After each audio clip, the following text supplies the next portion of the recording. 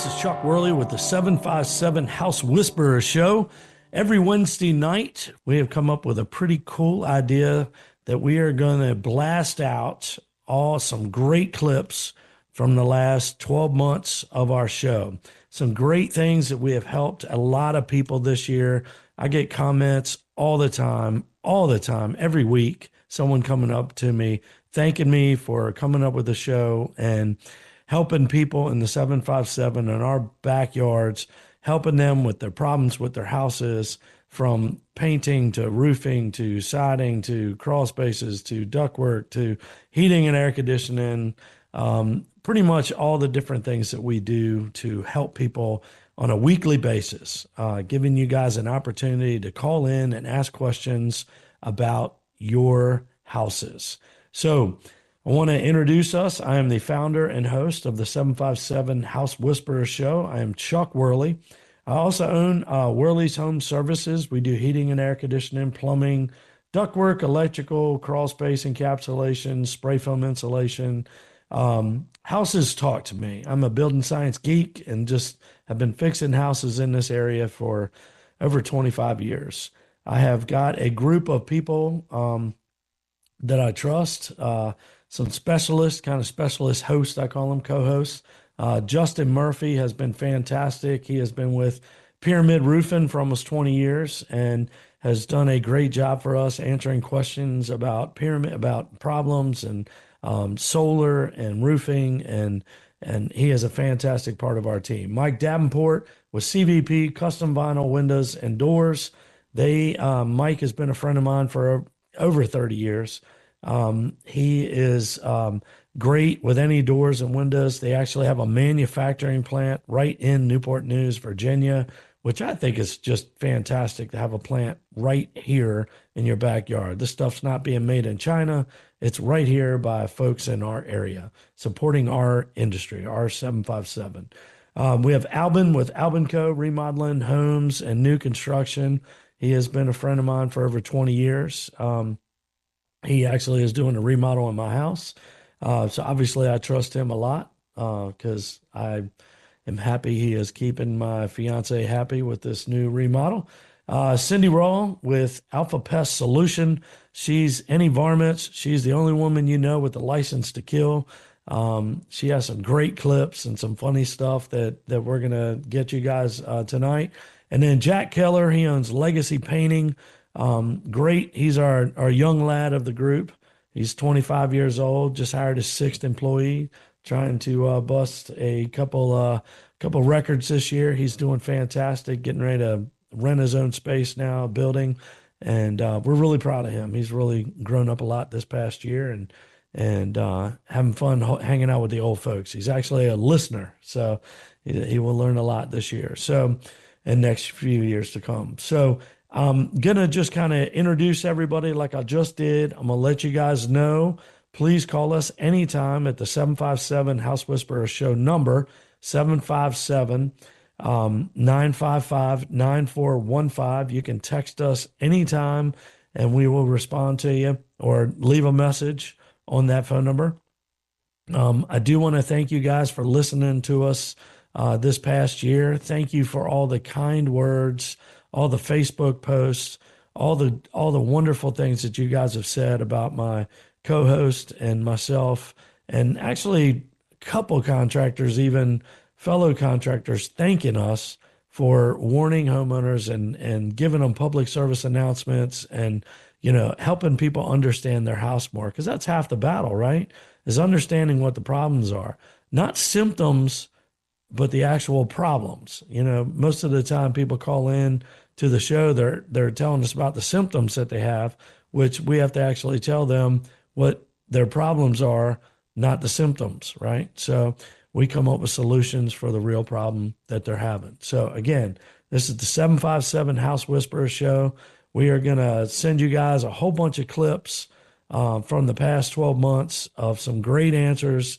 And actually, I want to thank everybody for calling in. We have had hundreds of calls that we have responded to this year, and we're just going to bounce a couple of them off of you over the next hour, since this is our last show of the 2024 season. Thank you guys again. We have enjoyed helping you.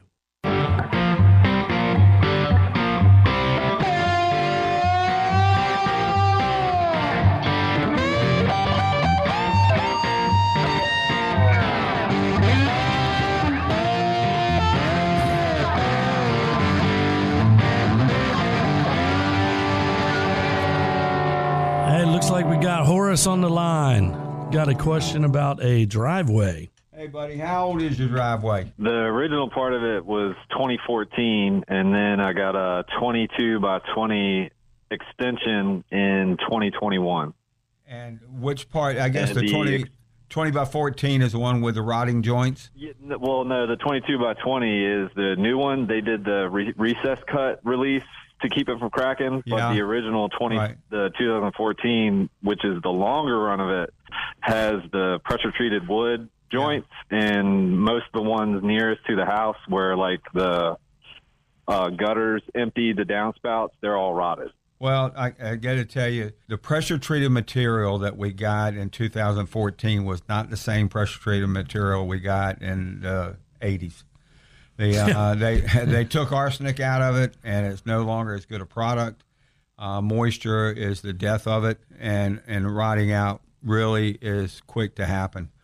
There's really not there's really not a way to change it unless you're just really lucky. You can scrape out some of there and be able to force some more down there.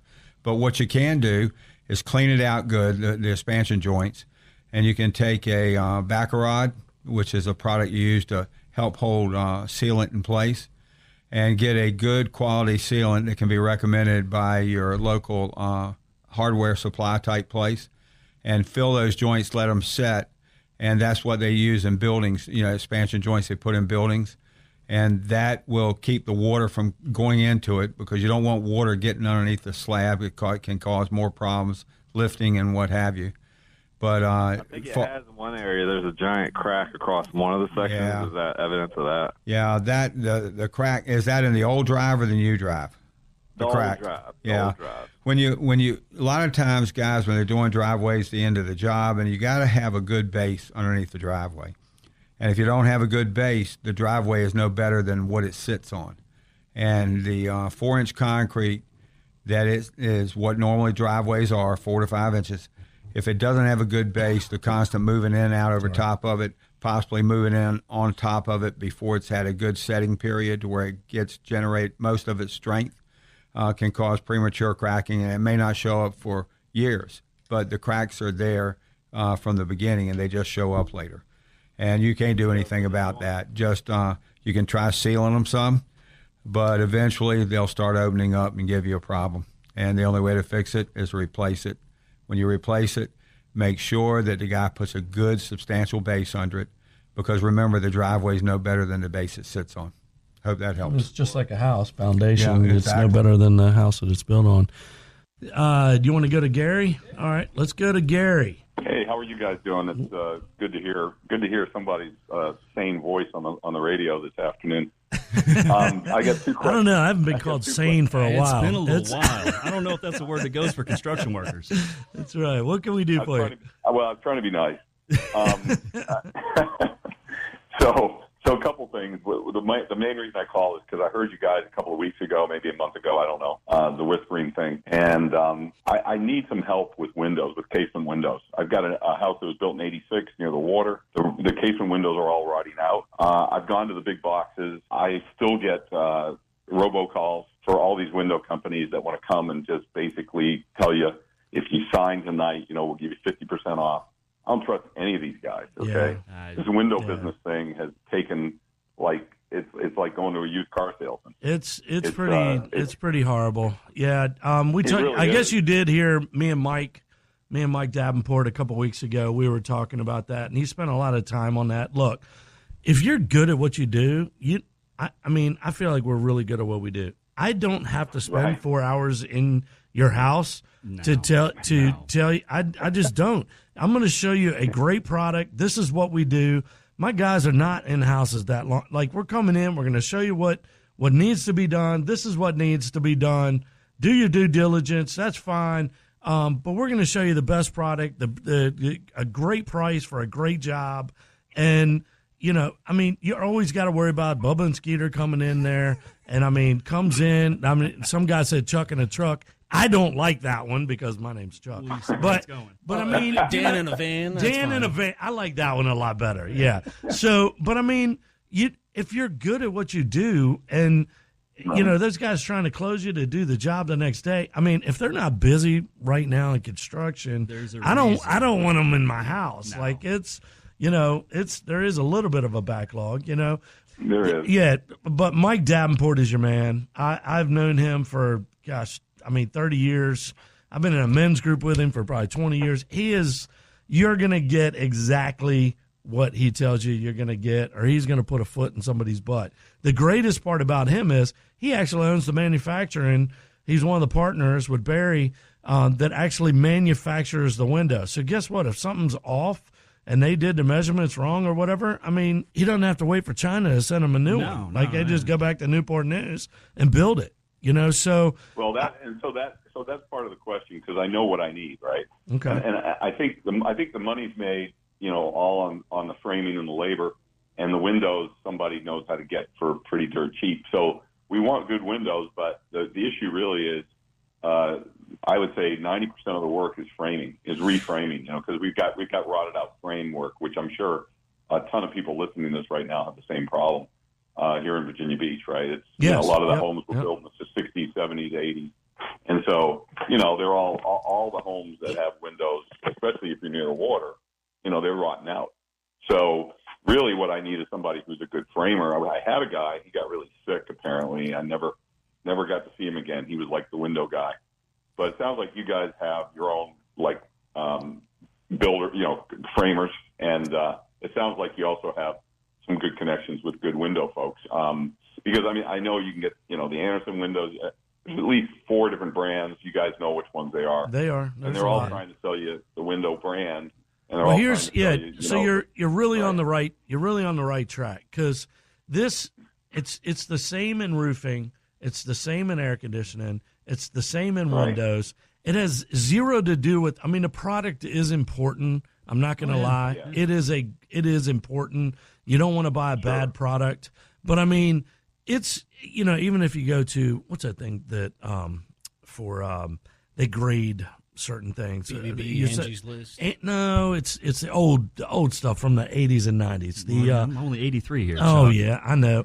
But like, you know, we'd get the Consumer Reports. Dang, I couldn't think of it. Yeah. Sorry, you guys even I've heard of that. I mean, you're young. Yeah. So anyway, Consumer Reports, they were like, if you really look at it, when they did heating and air, it was like 3% difference in this product versus that product.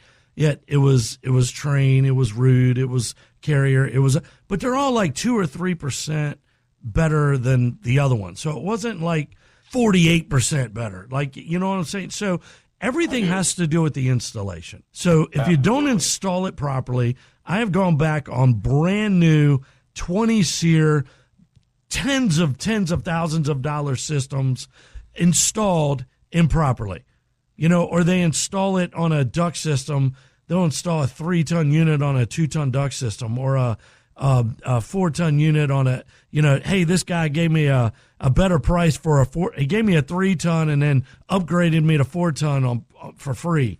I'm like, okay, well, that guy just got you. It sounds like that laying around. Yeah, I mean, that's something he had in the shop, right? So my point is the installation is more important than the actual product itself. That's why we drug test. That's why we background check. That's why I don't have knuckleheads working for us. Pyramid's a respected business. You know, I mean, how many guys, and I'll talk to my guys about this. We just had a company meeting. We all, we met over at a bowling alley, and, you know, all the guys are all in the same place. I want character, integrity, doing the right thing. Mm-hmm. That's who I want working for me, working with me. I tell them I want to be proud of who's working for me, but I also want you guys proud of who you're working for, you know, and getting those people, winners like winners. Oh yeah. I'm just, absolutely. You know, I can't tell you, when I was working for other companies and the guy's sitting there driving the truck and smoking a doobie on the way to the truck, I'm like, I'm done here. Let me out. I'm on Route 17 going down the road, and he goes, what? I said, stop the truck. Yeah. Let me out. This is my second day at this company. No, that's you got to pull over. He goes, man, it's traffic. I said, stop the truck. Get me out of this truck. I got 2 kids to feed. I'm not getting fired. No, like you lost your mind. Now it's different now, but it's the craziness of drugs now. But it's crazy that the standard of employee drops when the standard of I heard something the other day. It's what you allow, right? We have a standard. Exactly. We have a Worley standard, the chief standard being raised by that chief. You're going to do the right thing. You got to get the right people working for you. And the way you do that is have standards in your company. And that's why I've surrounded myself with Pyramid. I've surrounded myself with other companies that I feel like have the same standard that I do. Let's do the right job. Are we perfect? Man, when you have 80 employees, something's going to go crazy. You have 80 people in the same place. It happens. But, it's doing the right job, Now, going back to exactly what I'm talking about with you is, does glass leak? When you touch the glass, does the glass leak? No. It's the caulk around it, the installation of the window, the making of the window. No, the glass is made in a shop. The window is made in a shop. Air conditioners are made in manufacturing plants. They're made in these places where there's not a lot of failure. Where's the failure? Oh, it's always installation. It's always installation, right? Well, Chuck, I'm sure you just like us too. I mean, we don't, over at Pyramid Roofing, we don't really have a high turnover rate on our technicians. A lot of our technicians are, 5, 7, 10, 15-year employees. I mean, you got to take care of the guys, and the guys got to do the right work to be able to stay on board that long. I would agree. I mean, you have been there, 15 years? 16 will be August 1st. And you got your choice where you could go. I'm not here. I'm not here to brag. You're pretty good. But I'm all right. I do okay. Yeah. But no, Pyramid. They definitely, we set ourselves apart from everybody else. We want to do, basically, it's the right way or it's no way. I mean, honestly, if it's not good enough for my house, why should it even be an option for a customer?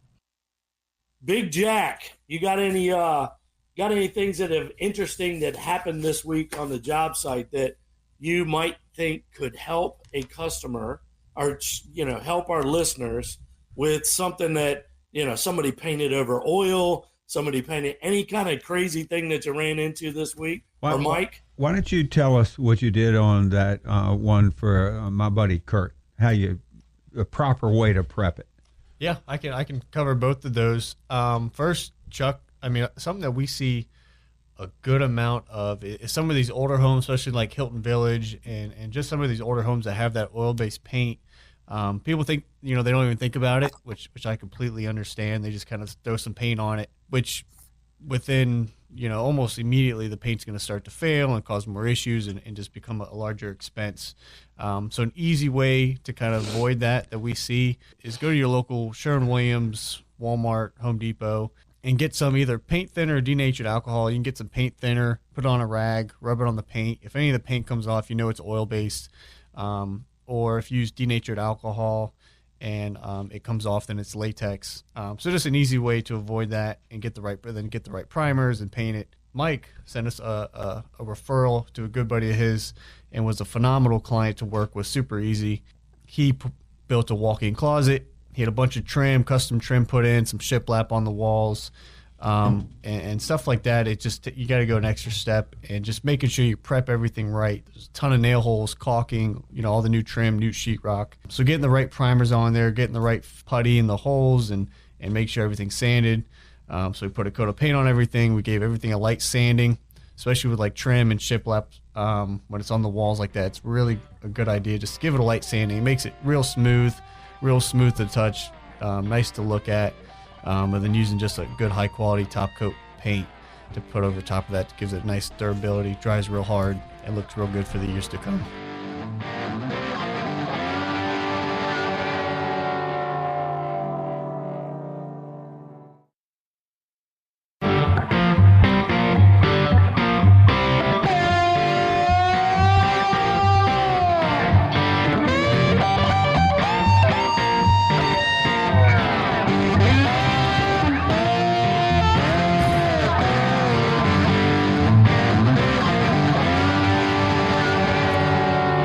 757 House Whisperer Show. We are here to answer your questions about your house, from the roof to the crawl space, any issues in between. We are looking to help you figure out your problems with your house and figure out why that you are having issues. I am Chuck Worley, the host of the show. We do with Worley's Home Services. We do HVAC, plumbing, electrical, crawl space, insulation, spray foam, pretty much you name it. Houses talk to me. John, he's been holding on from Gloucester, Virginia. Yeah, hey, I live at Gloucester Point, and I bought this house a while back, and it was built in 1980, I believe. And I think it's a truss-built house. And every winter, the kitchen sheetrock lifts up off of the cabinets, and then when it gets to be summer, they come back down. And I heard Joe Troiani talking about it. WNAS used to have a show in the morning, and he was the partner. And he said it's truss lift. And I just like to know, is there anything I can do to stop that? I just need a little clarification. You're saying this is the wall sheathing or the ceiling sheathing? Ceiling. The ceiling lifts so you up. get a little bit of a crack, but above the wall, the upper wall cabinets and the ceiling? Correct. Yeah. Okay, yeah. So, I mean, and you're saying you see it as a gap in the summer, but you don't see it in the winter. No, that's opposite. Opposite. In the winter, it goes up. So I believe that it's when things cool off, that the wood or something shrinks. So it's lifting up, and then as things heat up, it drops down. I have a hard time thinking it's the actual density of the wood or moisture in the wood. I mean, if your house is really, if your wood is moving that much, then I would say you've got too much moisture in the house. My guess is most of this is probably occurring in the ground, whether it's you've got too much moisture coming off the roof, whether it's rainwater just trapped, right in the soil around your foundation, and just causing the ground to heave or shrink. Chuck, what do you think? Is he talking about at the ceiling, or is he talking about? Yeah, he's saying above the top of the wall cabinets. That's what I thought he said. And the ceiling, that there's a crack there, and I'm like, I don't see that could be a problem with your roof trusses. We specialize in trusses, and so I just don't see that as part of the issue. I mean, because if they're the code, they were made the code. I mean, you do there's get no some way. deflection, but it's not going to be not that much. You're not going to get that much, and it's not going to be. You're not going to know. It's not going to be that noticeable if you have any. I could be wrong, but my guess is it's a moisture problem in the ground. You got gutters on your house? Yeah, gutters and downspouts. You have, and do you have any kind of French drain built in, getting that water away? Don't need it. Where I live, it's all sandy, and the last time I had somebody inspect underneath, they said a termite couldn't live there because it's just so dry. Yeah, but that doesn't mean you don't want to get the water away from the house. Yeah. But if you're having issues with water, that's absolutely incorrect because if it's groundwater, you will have issues with termites. There is nobody in this area that's immune to termites. I'll tell you that. Yeah. So, I mean, moisture, we do. Not moisture. Right. Yeah. So because moisture will invite the termites. So, free inspections here. Yeah. So your enemy is that water. You want to make sure you get it away from the house. We had an in-ground pool put in just a few years ago, and they dug down 8 feet deep and didn't hit any water at all. So, did you? But that pump could be the problem. The pump to that pool could be the problem. We're not talking about just like you dig a hole and it fills up with water. Water, the ground will heave, and so. But we're also listening.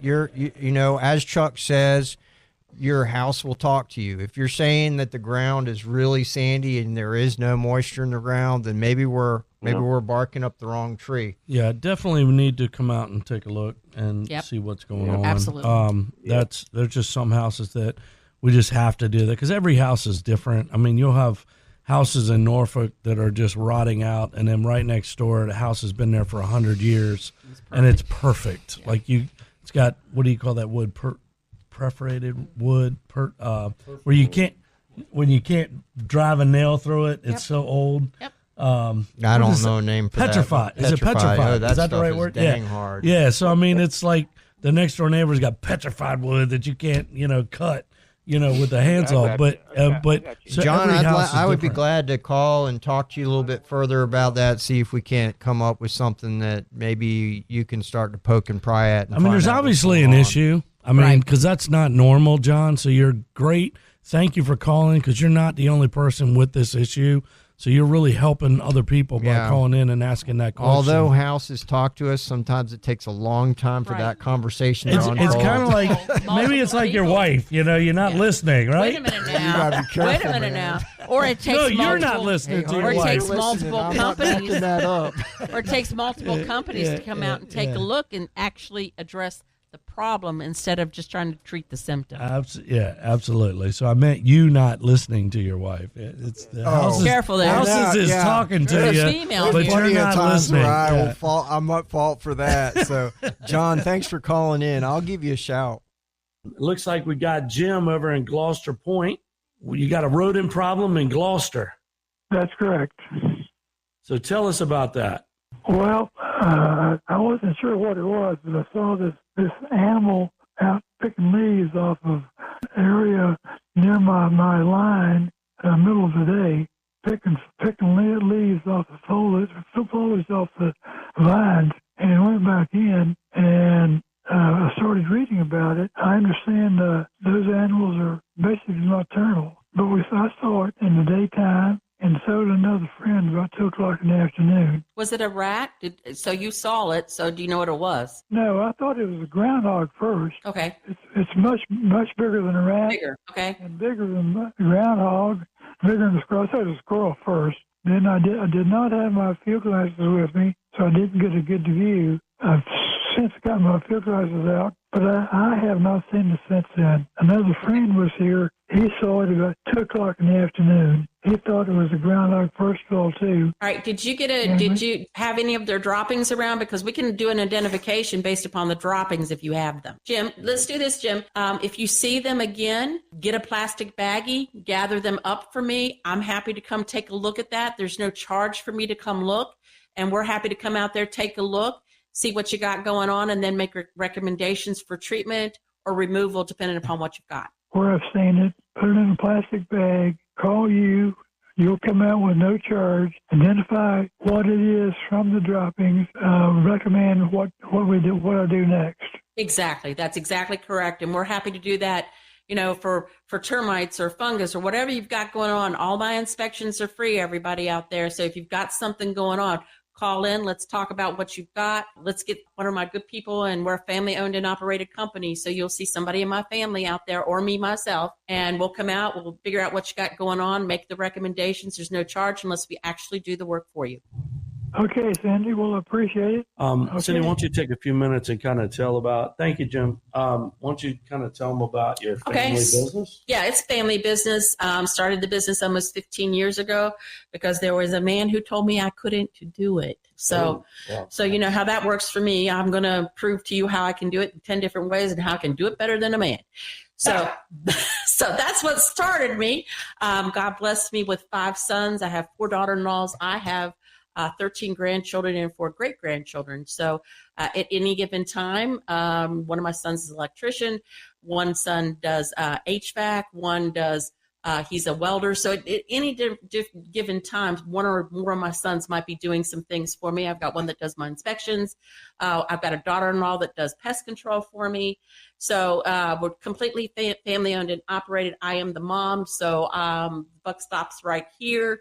So if something is a problem, there's something doesn't go your way, you can always call me and I will take care of that. We do everything from termites to fungus to moisture barriers to inspections for real estate. So if you're buying or selling a home or getting ready to do that, we're happy to come out. We'll give you an inspection at no charge to make sure you know what's happening with your home prior to putting it up for sale. So if you've got some things you need to do, then we can work around, find you the best people to do it for the best price so that you're not, sitting 2 days before closing and somebody looks at you and says, now you need $10,000 to fix your house. So get this stuff done ahead of time and it saves you money in the long run. Also the company that if we see something underneath your house when it's going on. So if I go under and I see leaking ductwork or something like that, I give Chuck a call. Chuck, right, leaking pipes. If someone's got a bathroom leak or something like that, I am the company that will tell you everything that I see that's going on under your home so that you can get ahead of it. And so you're not looking at a big repair bill down the road because it wasn't addressed when it happened. Well, it's cheaper to fix exactly a repair than it is a once you've full got, installation. Right. Once you've got all kinds of wood damage and everything because it was left unfixed for, years. And the rule is wood just doesn't go bad. It gets wet and then goes bad. Right. So, right. Well, tell them about the house that talked to you this week.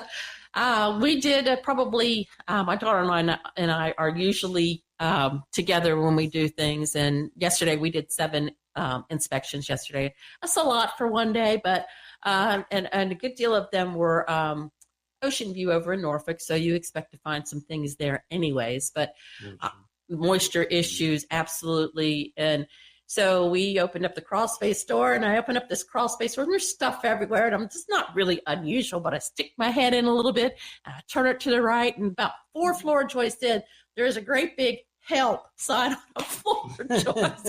Like that house actually did cry for help. And there was one right beside it. They wrote it out to you. Yes, and it was in white chalk or crayon, whatever they had used, wherever that house had access to. But 2 floor joists yelling help with exclamation points. So I see you between Chuck and I, if it happens in a crawl space, we've seen it. But there are things like that that are going on. We're happy to go under there. We'll let you know. And the first thing I'm saying to this homeowner was, your house is crying for help, dude. Let's get this house taken care of before it's big money. We got Jake over in Virginia Beach. He has a new heat pump, and it's struggling. Are you there, buddy? Yep. Put a new heat pump in about 2 years ago, a little over 2 years ago, and if it's above 90 degrees, it struggles to keep it down. It gets down to about 78 is all we can get it to, and it's running all day. How big is your house, Jake? About 2,500 square feet. And do you know what tonnage air conditioner you have? I want to say it's a 3.5 ton. Yeah, that's on the struggle bus as far as being a big enough unit. You don't have to say their name, but I mean, you had a licensed contractor put it in, or just a buddy? Yeah, we did. Yeah, we did. So, yeah, I don't like to use bad names on the thing, so I just to attack the problem. So even if you do the old, now again, we do room by room load calculations, CAD drawings. So if you had a 1,000 square foot house that had normal windows, normal insulation, bad insulation, good insulation, all that. So 1,000 square foot house is going to, we'll call it a 2-ton house, right? So you can get about old rule of thumb, like 1970s rule of thumb before computers. You have a 1,200 square foot house. You should be able to handle that with a 2-ton unit. Again, please know these are round numbers. Don't anybody use this.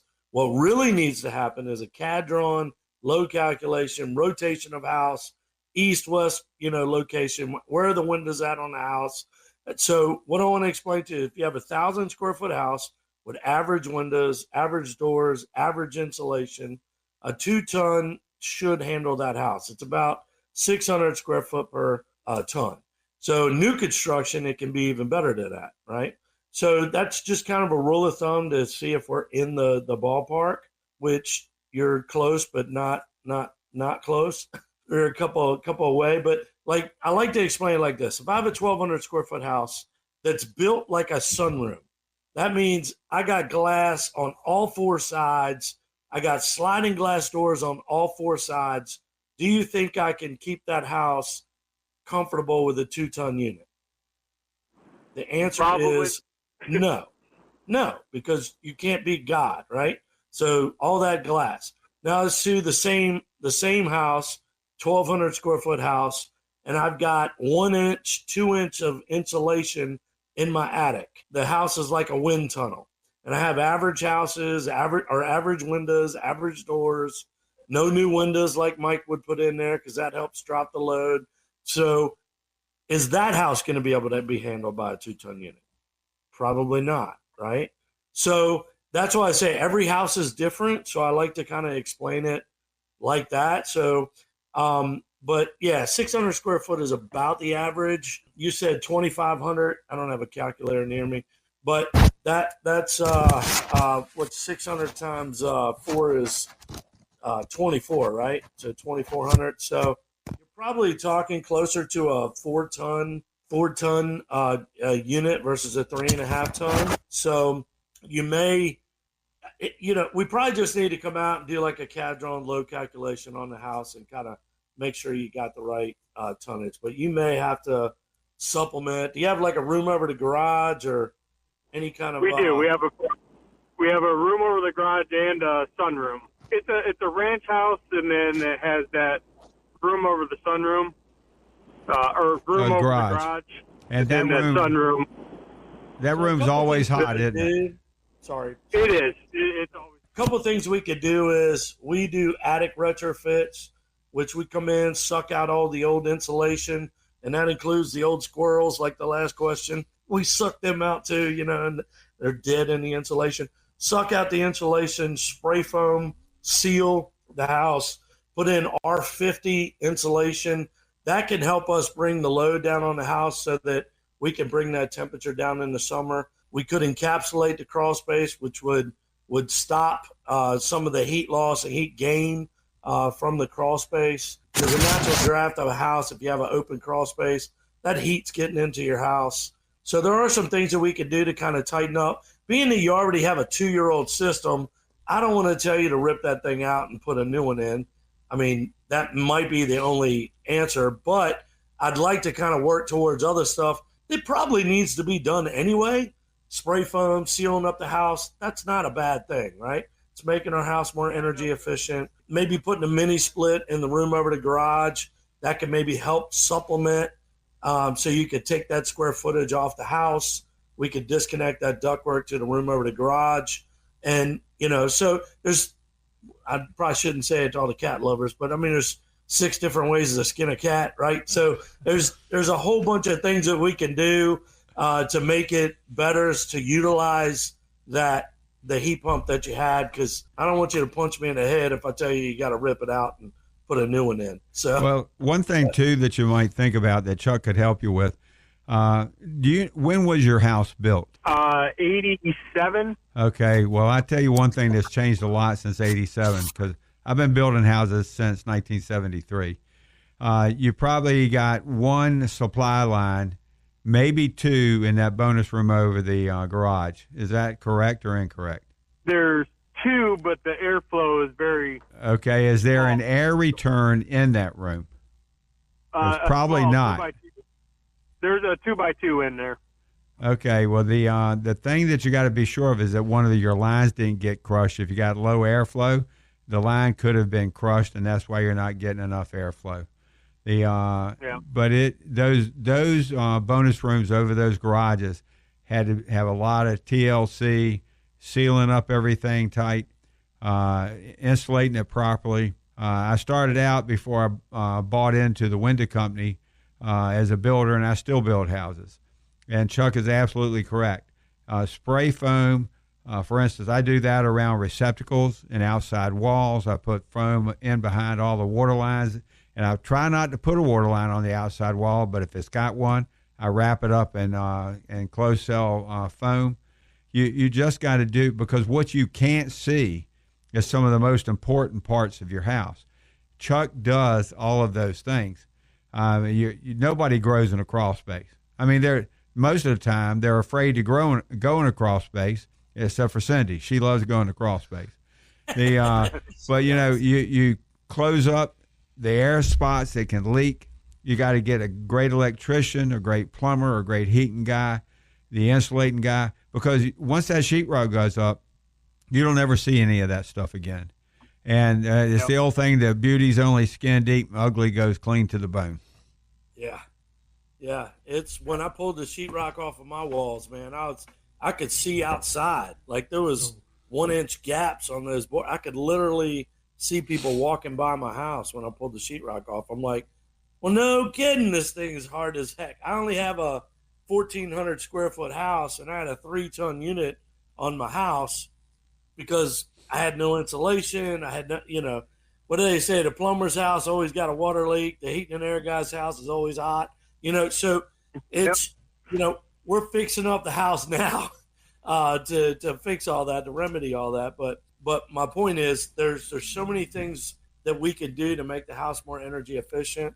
I think, like I said, the biggest thing I'd probably look at is maybe a mini split in that room over the garage.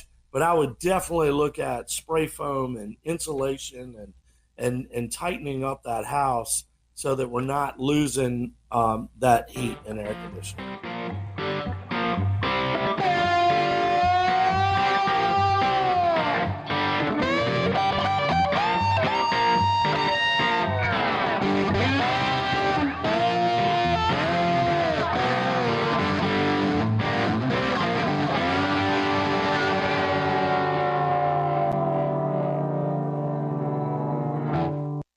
The preceding program was sponsored and paid for by Worley Home Services, who's entirely responsible for its content.